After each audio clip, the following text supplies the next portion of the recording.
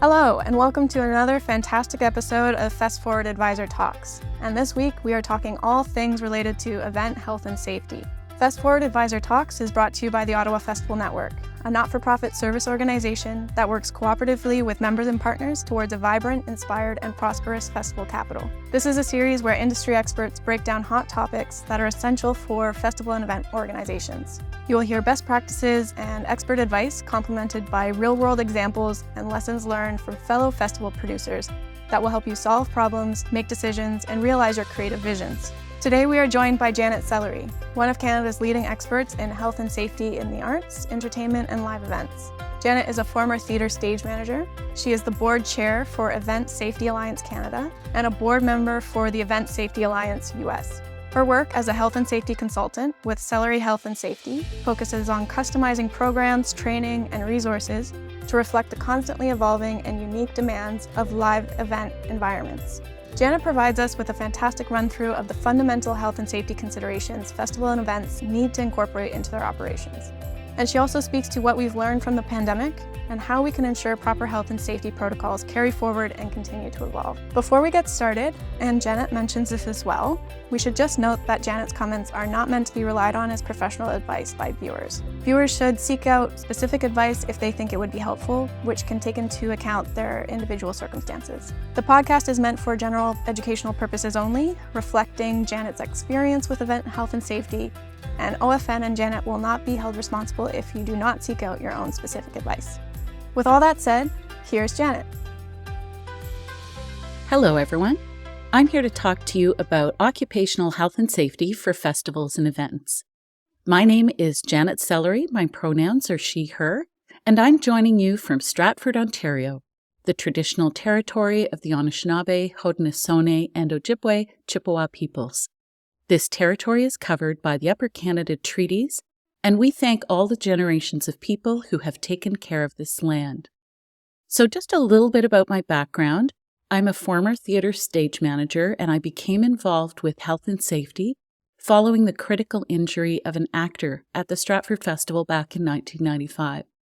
Since that time, I have moved into health and safety consulting, specializing in arts, entertainment, and live events. And I'm also involved with quite a bit of volunteer work related to our sector through the Ministry of Labour, the Event Safety Alliance Canada, Event Safety Alliance in the US, and several other organizations who are working hard to promote the improvement of safety in our sector. Just a quick reminder, this is a conversation for information only, and you must comply with all your local, regional, provincial, and federal requirements and apply them to your specific circumstances. Now, during the pandemic, my work involved public health as well, and keeping people safe at events also involves many other areas of specialty, including crowd safety, security, severe weather planning, emergency preparedness, and more. But my focus is occupational health and safety, which is related to workers and volunteers.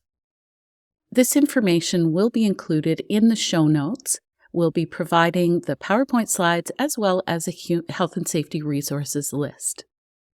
So I want to just touch on the fact that we routinely encounter safety challenges that are unique in our sector, but there are many opportunities for innovative and customized solutions.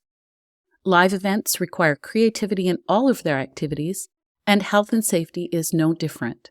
Among the challenges that we face in applying a health and safety program to live events is that each event is unique. We're working within an atmosphere of continuous creativity and change. We need to be always conscious of the fact that we want to take creative risks, but we need to also understand when that can cross a line and become a safety risk. We work in a lot of situations that have changing variables, many things changing at the same time. And like many other industries, we experience time pressure, we struggle with the cost and budgeting, and we also have some attitudes that we have to keep in mind. Certainly, the show must go on is in our bones, and sometimes that can be an obstacle to people reporting health and safety concerns.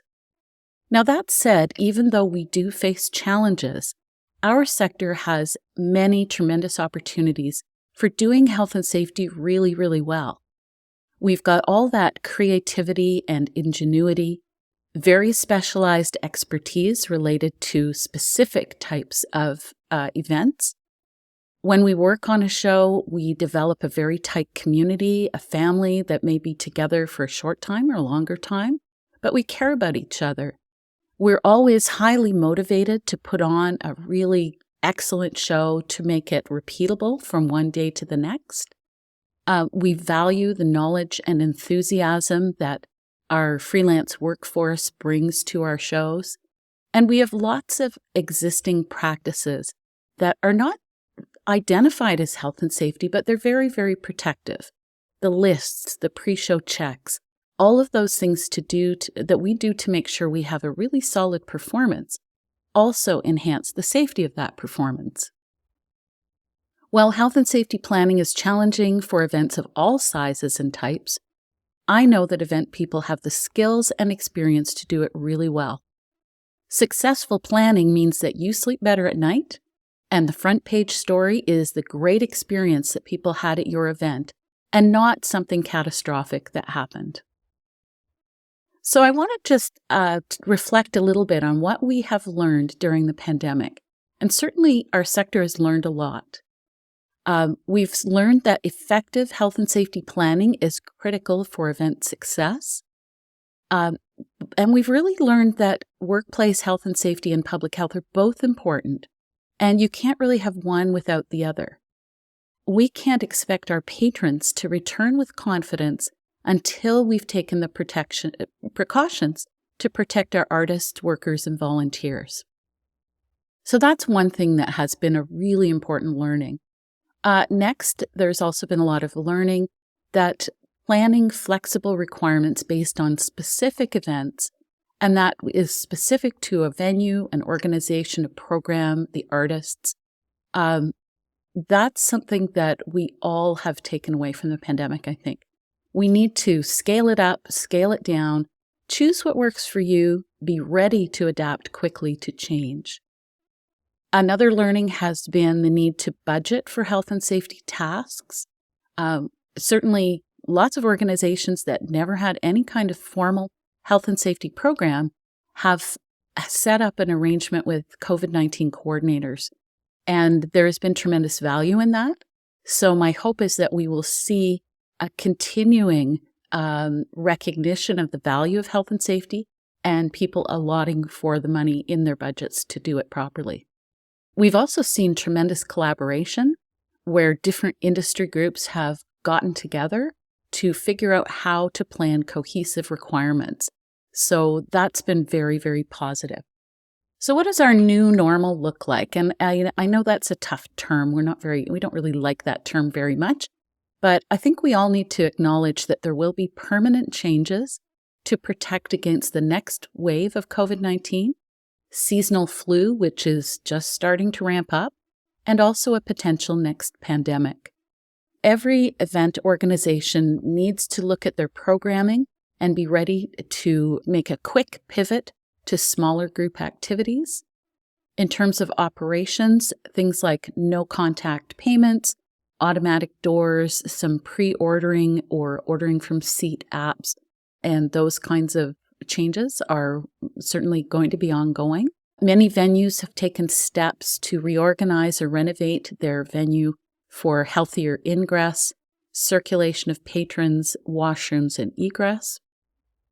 And when it comes to personal protective equipment, I anticipate that we will see the voluntary use of masks and face coverings.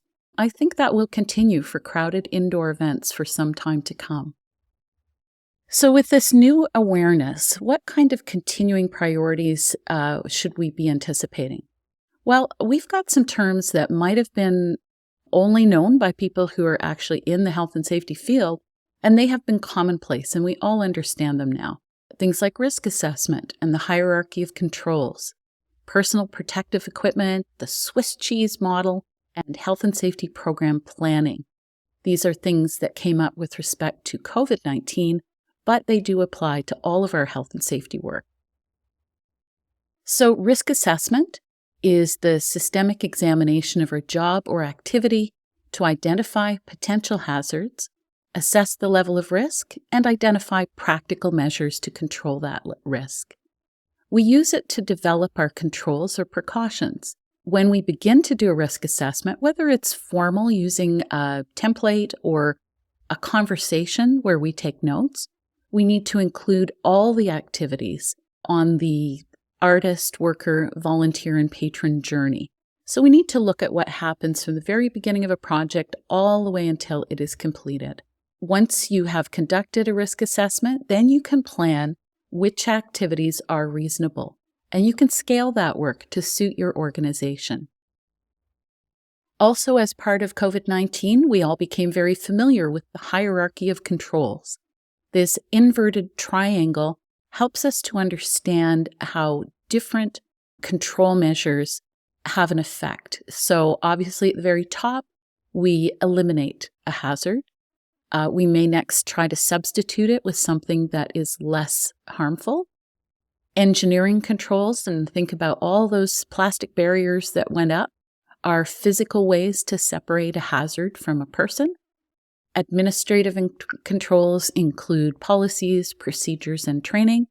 And finally, we reach our personal protective equipment, which create a barrier between a hazard and a worker. Often several controls will be used in combination. And now this hierarchy is something that we can all use as part of our thinking as we approach health and safety.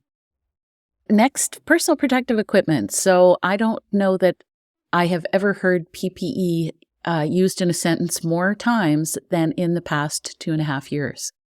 All kinds of PPE, or personal protective equipment, are used to lessen potential harmful effects from exposure to a known hazard. Now, we know it's best if we use PPE in combination with both engineering and administrative controls. So for COVID-19, we were mainly looking at masks, face shields, and gloves, as well as sometimes protective clothing and goggles. When it comes to the broader world of health and safety, we also are looking at hard hats, hearing protection, foot protection, fall protection, all of those good things. Another learning that we took on board through the COVID-19 pandemic was the Swiss cheese model. So this is a model that's used for health and safety that was adapted for COVID-19. And what I really like about it is it's a great illustration of how we need to combine controls to increase protection. So when we look at it with respect to COVID-19, we see that each of the controls or precautions is imperfect. It has holes in it, just like that piece of Swiss cheese.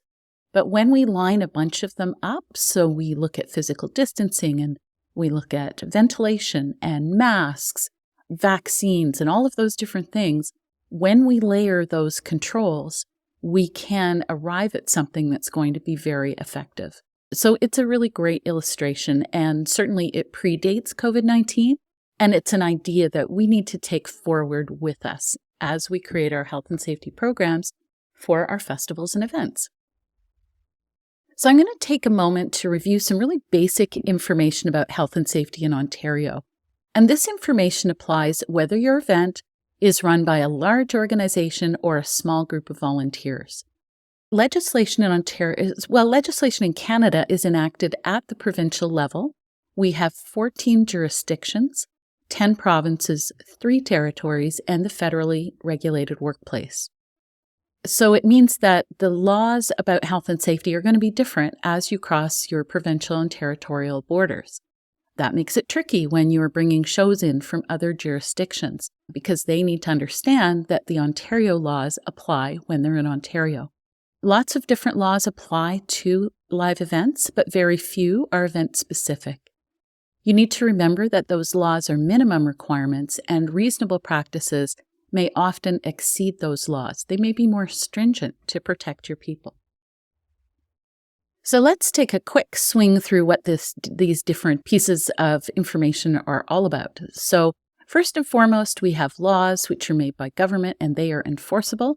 And these include acts and regulations, including the Occupational Health and Safety Act and its regulations, And you can see that we have an illustration of the Green Book. That's what it's commonly known as. We also have standards, which are technical best practice information. They typically talk about a product performance or how to do a job. They're developed by industry pros, and they may be, but are not always adopted into law.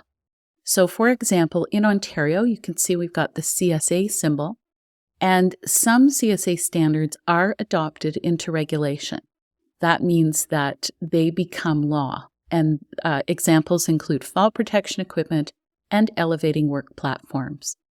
In other areas, CSA standards are certainly reasonable practices, and it's common for different employers to say, we require a hard hat that meets the CSA standard because they know that that standard will allow them to meet the requirements of the regulation.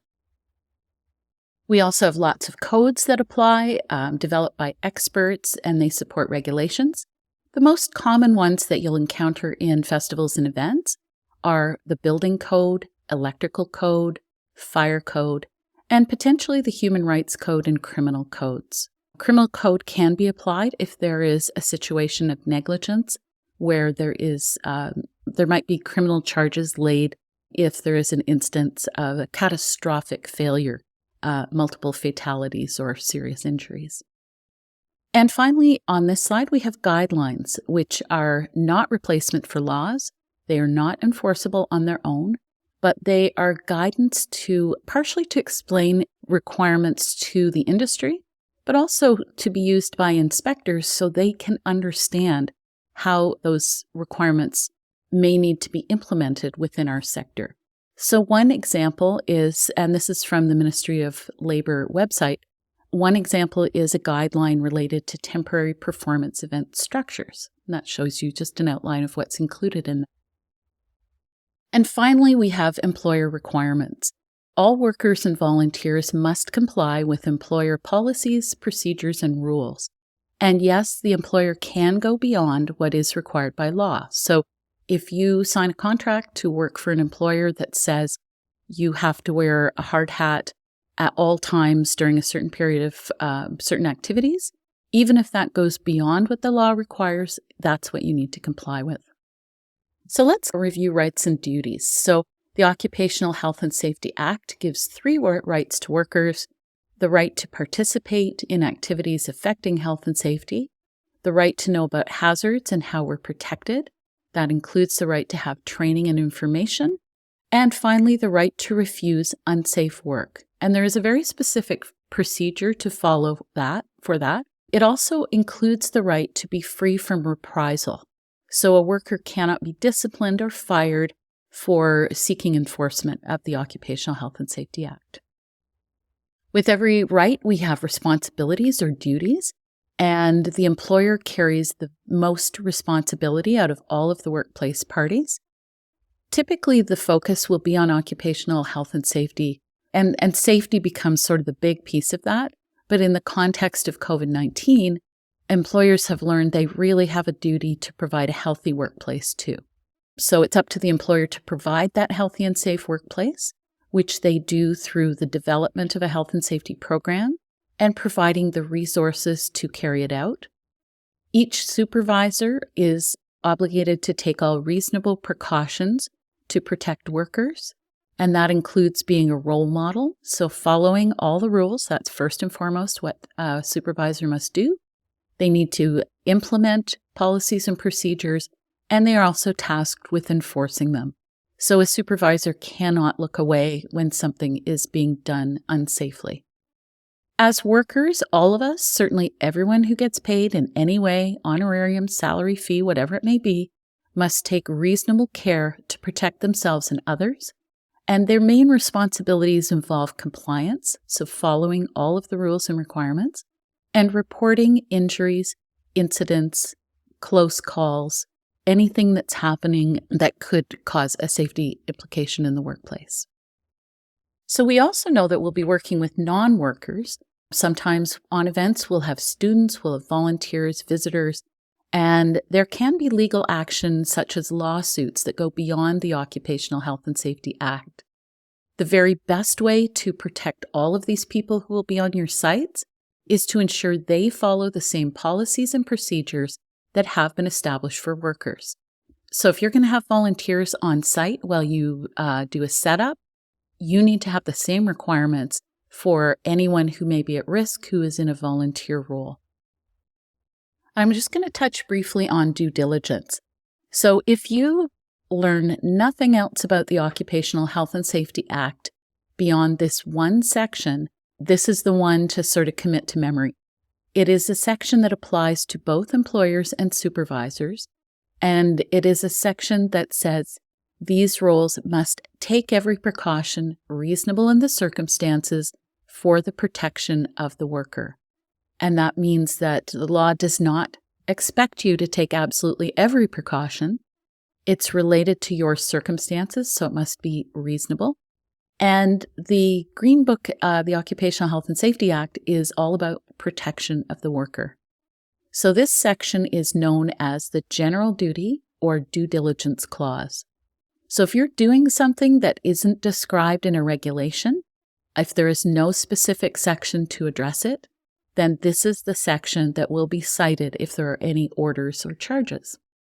So when you think about how to avoid injuries, orders, fines, and jail time, it's all about due diligence, taking every precaution reasonable in the circumstances for the protection of the worker. So how do we figure out how much health and safety is enough? Yes, it can seem subjective, and it's a very high standard, but it's not absolute. Think about what a dozen of your peers, what would they consider reasonable under a similar set of circumstances?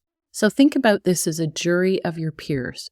If they were to look at how you were putting that structure up or how you were, placing pyro, would the people who do this job really well consider that to be reasonable? The result should be a balanced, wise, and prudent judgment. Where you are taking greater risk, then greater care is reasonable. So the more dangerous the work is that you're doing, the more precautions you should have in place. And I also want you to reflect on industry practices. Are you thinking about an industry practice, or are you looking to something that is reasonable or best practice? A industry practice, even if it's something that everybody does, will not be acceptable if it's not compliant or safe. And one example that I will give to you largely from the past, but I know it still happens in some places, is the industry practice of removing outriggers from a personnel lift. If you're doing that and it's directly against what the manufacturer's instructions or the labels on the machine direct you to do, that will not be acceptable. Due diligence is all those things you do, all the actions you take before an incident occurs and not after. So let's look at how you can begin or improve your health and safety program planning. The first thing to know about is employer duties. So make sure you understand as an employer what it is you must do. Clearly assign roles and responsibilities so people in your organization understand what they're expected to do. On an ongoing basis, you need to monitor legislative changes, industry guidance, resources, and news, and provide company updates. So that's something we got really good at doing during COVID-19. Certainly, I worked with some organizations where I was preparing biweekly reports for them. How many cases were there? What was the new legislation? How do those restrictions affect what we're doing? That needs to happen in terms of occupational health and safety legislation as well. If there is an incident in our sector, that's something that you should know about, and you should look at your own practices and figure out how to prevent it. There are lots of organizations that do weekly or monthly updates that can, certainly even the Ministry of Labor, there is an online newsletter you can subscribe to that will let you know when there are legislative changes. Consult with your people. So make sure you're talking to your worker groups, labor organizations, and unions, your volunteers, and also consider people who could be vulnerable due to age, pre-existing conditions, etc. That was important during COVID, but it's also important when we think about our current health and safety practices. Consult with your clients if you have any, including licensees or renters, and also your contractors, anyone who you're hiring to come on to your project. Review the contracts and clarify who's responsible for which tasks related to health and safety. Risk assessment, we've touched on briefly. Make sure that that's part of your routine work. Develop appropriate precautions for each activity. It may begin as a conversation that you hold during your production meetings, but I encourage you to do it and to continuously improve it. So look for a template that you like. Just start doing it, and then use whatever risk assessment you've created for a certain event as a template to push further with your next event. It's a skill that people in our sector are very, very good at, and it's really valuable. Based on your risk assessment, that will guide you to policies and procedures that you need to document. Some of these will be very general and affect your entire organization, while others will affect specific departments. Again, consider the life cycle of a show. Think of what happens all the way from pre-production through to your strike. And again, continue the journey of your artists, workers, volunteers, and patrons. As you're developing policies and procedures, think about implementation and compliance. Establish consequences for non-compliance in advance. What are you going to do if someone turns up without a hard hat or refuses to wear a hard hat? Are you going to have some hard hats on hand that you could loan them? Are you going to send them home? Are you going to call the union local and ask them to provide a different worker? Think about how you're going to deal with that before it happens. Workers need to read and agree to follow guidance. I like to have an orientation that happens at the beginning of a project, and people sign off that they have attended and they agree to comply. And then it's on supervisors on a day-to-day basis enforcing compliance, making sure that people are on track, monitoring what they're doing, coaching, providing suggestions, but ultimately enforcing that compliance. Now, once you're looking at your event, you're always going to be looking at the time, people, and money, assessing your schedule, staffing, and budget. What impact does your risk assessment and all of the policies and procedures you've developed have on that sort of time, people, money equation? You may need to allot time in your first day on site to do your orientations. You may need to allot 15 minutes at the beginning of a call to do a safety talk. You may need to make sure you have enough people to supervise all areas of your project. And you may need to have the money to pay for training, to buy equipment, many, many other things that could be part of your event. So as we continue with the planning process, we need to think about communication and training on all of those beautiful policies and procedures. Patron education has become very important during COVID, communicating to people what they can expect when they come to your venue. And that's still important with overall health and safety. Certainly things like, what are you going to do if you have severe weather?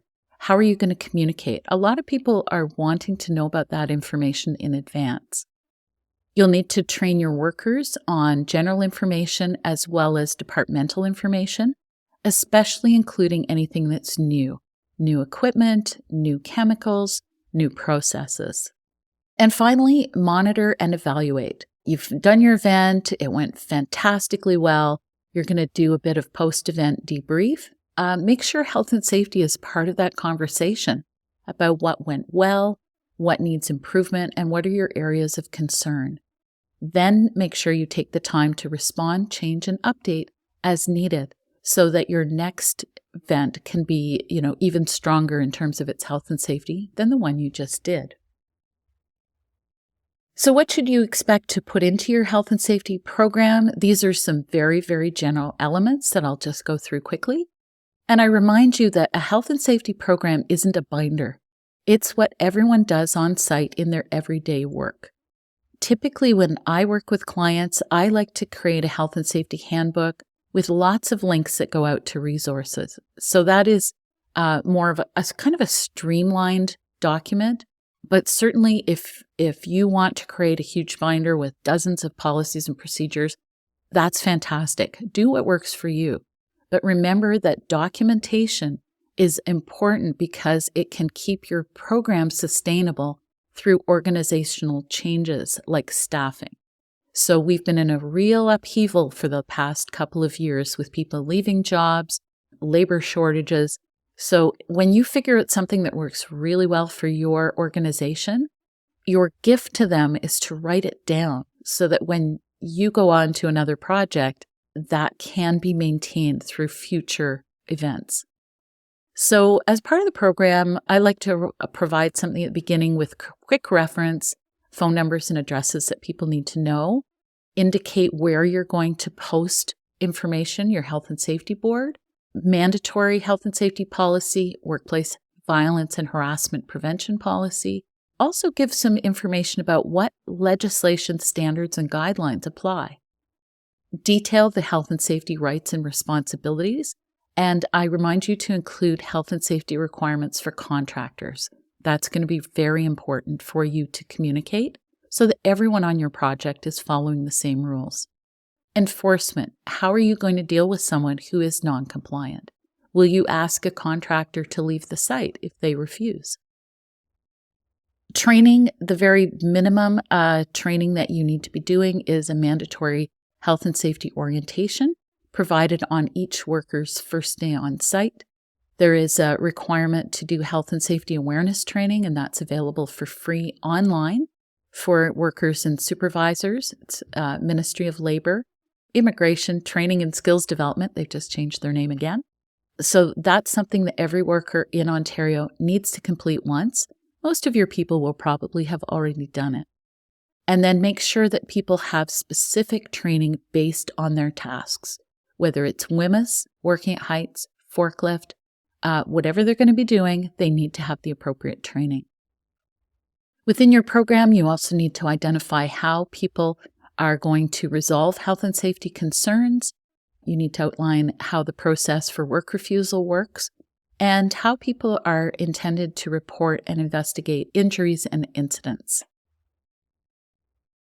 Emergency preparedness should be included. You may refer to a separate emergency action plan or another plan of that nature. It could have a different name. Health and safety rules for things like reporting, personal contact, personal protective equipment, and then lay out the hazards that you anticipate at your workplace, as well as the controls. And that can be something of a summary. I usually include a lot of links for that so people can get more information. And that will cover off things like tools and equipment, vehicles, chemicals, weather, etc. You should include the health and safety activities that will take place on site, pre-use inspections for things like elevating work platforms, forklifts, workplace inspections, which you may formalize in order to, document some of that. But at a minimum, your supervisors should be inspecting the workplace on an ongoing basis. And safety talks. So safety talks are a short 5-minute conversation beginning of a day or a shift to identify what are the anticipated safety hazards that they might encounter at that time. So just review and make sure that people are aware. So how do you get all of this done? There are some really great resources available, and I have a list that you will be provided with. These are free resources that can help you begin or improve your health and safety program. And try not to be overwhelmed. I can already tell you that each one of you listening to this podcast knows a lot more than I did when I started writing the Stratford Festival Health and Safety Program. Start where you are and keep improving. So I'm just going to review these resources that I recommend. There's a few more on the list that you will receive. First of all, there's a safety roadmap prepared by Workplace Safety and Prevention Services. It's designed for small businesses, so it has separations between different sizes of workplaces. Regardless how small or large your workplace is, it's really useful. It has free checklists, it has sample policies, and I really encourage you to look at that as a starting place, or if you need it just to fill in some gaps. Maybe you've got a solid program, but there's a few things you haven't addressed. That's a great place to start. The safety guidelines for the live performance industry in Ontario, These are free, they're online, they're also available in French, and that's a committee that I'm part of. They are a little bit outdated, and there are new versions under development, and those are under review at the moment with the ministry. I can't tell you when they will next be published, but much work has been done during the pandemic, and certainly I post notices in my newsletters when the updates come out. The Construction Health and Safety Manual is extremely valuable. It's free. You can download a chapter at a time based on what area of interest you're looking at. So for things like elevating work platforms, PPE, working at heights, electrical, there is some very good basic information there.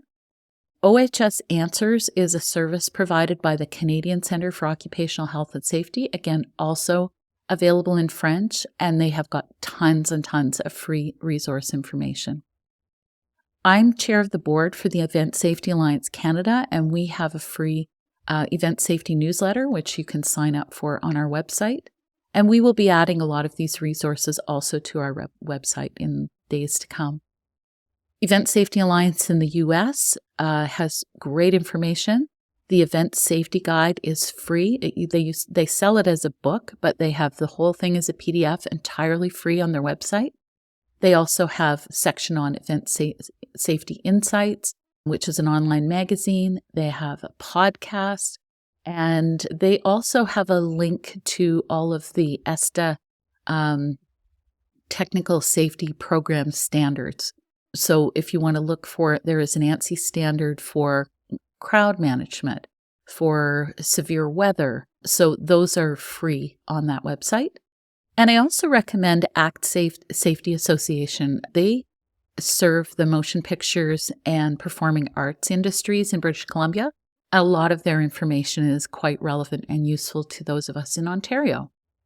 So, how to ensure your approach to health and safety is effective? First and foremost, I like to start with respect. So respect the incredible diversity of the workers and artists and the unique nature of every event.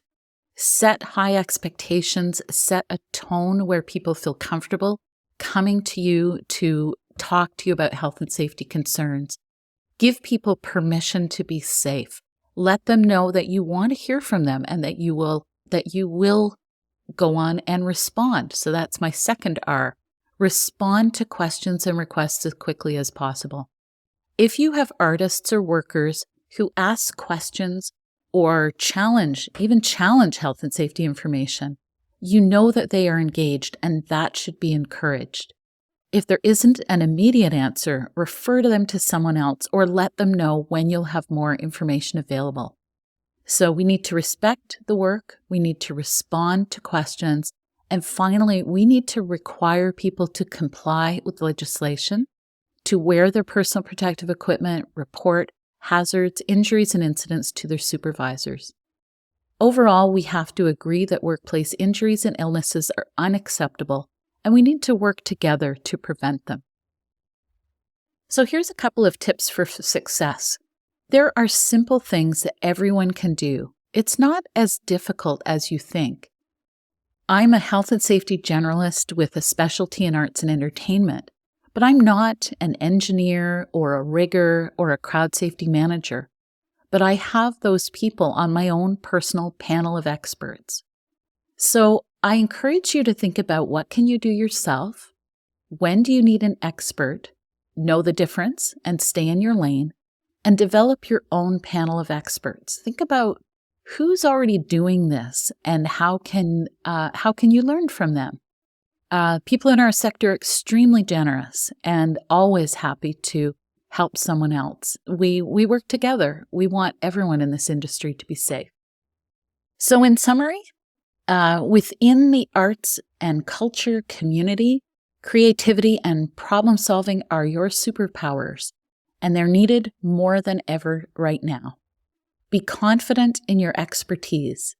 Your health and safety program needs to be as unique as your festival or event. Be realistic about your resources, what you have in terms of time, people, and money, and program your events and festivals within your means. I remind you, if you can't afford to do it safely, you can't afford to do it at all. So I hope this information has been helpful to you, and you're welcome to get in touch with me either through Sellery Health and Safety or Event Safety Alliance Canada. And I look forward to seeing all of our events and festivals being safer and healthier in the future. Thank you so much, everybody. And that wraps up this episode of Fest Forward Advisor Talks, presented by the Ottawa Festival Network. We acknowledge the support of the Canada Council for the Arts in the making of this podcast. All of the resources and links mentioned throughout this episode will be available in the episode show notes, as well as transcriptions in both French and English. For more information on OFN and our members, please check us out online at ottawafestivals.ca. And if you have any questions or feedback around this podcast, you can send us an email at festforward@ottawafestivals.ca. Thank you so much for listening, and please remember to subscribe to Fest Forward Advisor Talks to catch future episodes where we dive into even more hot topics festival and event organizations need to know to support and grow their organizations. If you enjoyed this episode, please share it with your colleagues and friends and leave us a review. That's all for now. Stay tuned and stay festive.